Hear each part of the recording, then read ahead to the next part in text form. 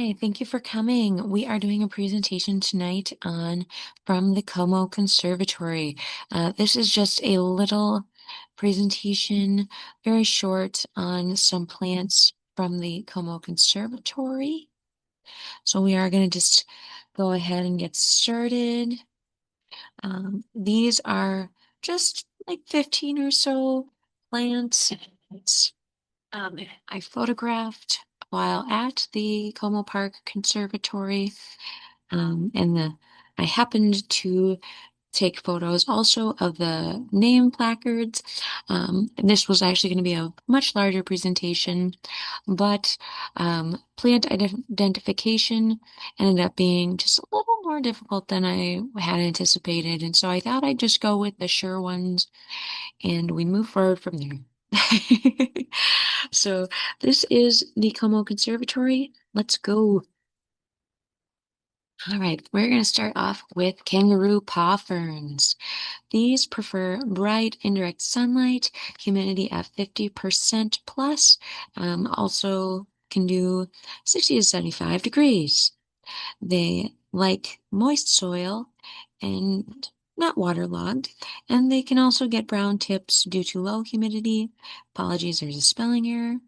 Or they can also suffer from yellow leaves, which is a sign that they're being overwatered. This is a younger sprout of it versus the more established, so you can see the difference in colors and size, though there isn't anything for reference there, but this is golden trailing club moss.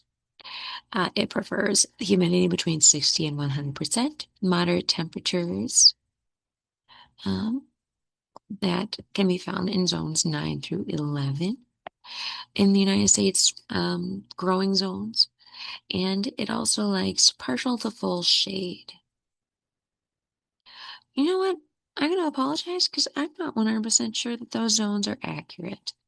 Um, Maybe I grabbed that information um, from a wrong place. So I do apologize. Just pretend like this. Let's not pretend, but we can just scratch that information. Metallic plants. These like bright indirect light. They grow 6 to 8 inches in height, and they are considered a ground cover, though they can also be potted for potted plants. They are native to Asia, and they can produce small white flowers. These are silver dollar maidenhair, and they are um, apologies, they like bright indirect sunlight. They require high humidity at 50% plus. They can reach 1 to 2 feet in height. They thrive at 65 to 75 degrees. They are considered a type of fern. Their Latin name is Adiantum peruvianum, per this, and also per the placard. That's a good sign when the data sources match. This does indicate that this specific plant was from Ecuador to Bolivia. This is the Rajapuri banana plant. It likes full sun and well-drained soil. Can grow 6 to 10 feet, or 15 to 20 was also cited. It is a source of bananas. So this one is from India. This is the Queen Sago, and it is a plant that produces an edible food. Sago is the food, which is starchy per the internet. Varietals can be found in Asia and India, and they may be true palms. Their genetics might be linked to the Ericaceae or cycads. And this one does specifically say cycads circinalis, Old World Tropics. This is a guava tree, so it does produce guava fruit. Can reach 10 to 30 feet per the internet. Again, I always take those numbers with a grain of salt. It's better to err on the side of caution when trusting those numbers. I've seen that's cited as topping out at about 6 feet, and they've gone above and beyond very much. So I think that might just be a measure that is or has been taken in the plant's life cycle, but it might not be at peak height.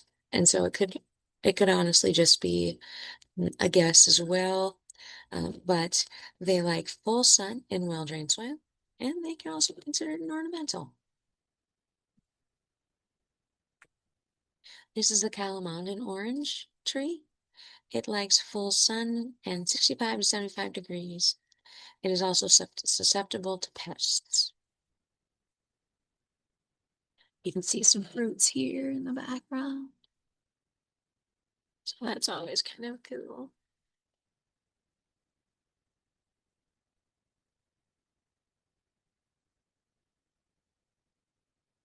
This is a chocolate tree. It needs about 3 to 5 years to bear fruit. It is native to lowland rainforests in Central and South America.